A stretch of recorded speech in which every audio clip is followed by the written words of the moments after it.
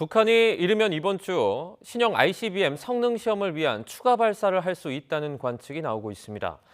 군 당국은 발사 동향을 예의주시하며 대비 태세를 갖추고 있다고 강조했고, 통일부는 북한을 향해 긴장 조성 행위를 중단해야 한다고 촉구했습니다. 한현희 기자입니다. 지난달 27일과 지난 5일 쏘아 올린 발사체를 정찰 위성 개발을 위한 중요 시험이라고 주장했던 북한. 하지만 한미당국은 지난 2020년 10월 열병식에서 공개한 신형 대륙간 탄도미사일 화성 17형의 성능 시험용 발사였다고 결론 내렸습니다.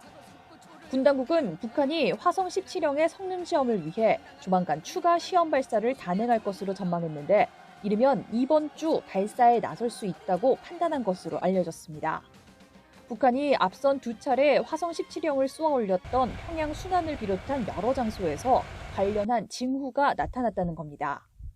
성공, 안전, 확률을 높이기 위해서는 좀 기후라든지 이런 것도 변수가 되지 않겠습니까? 그럼 이러한 변수가 없다라고 한다면 저는 이번 주 내에도 발사할 가능성이 있다 이렇게 보여지고. 군 관계자는 시기를 예단하기는 어렵지만 추가 발사에 대비해 관련 동향을 예의주시하고 있고 확고한 대비 태세를 유지하고 있다고 강조했습니다. 실제로 미 공군의 주력 통신감청 정찰기가 서해와 수도권 일대 상공에서 대북 정찰 비행을 한 것으로 알려졌습니다. 한미 당국은 이례적으로 정보 분석 내용까지 공개하며 북한을 향해 경고의 메시지를 보내고 있고, 정부는 북한을 향해 긴장 조성 행위를 멈추고 대화에 호응하라는 메시지를 거듭 발신했습니다.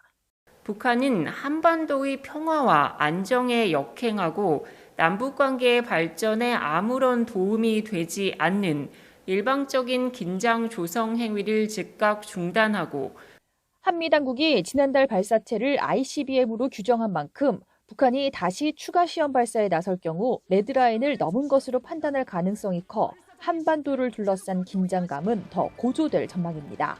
YTN 한현입니다.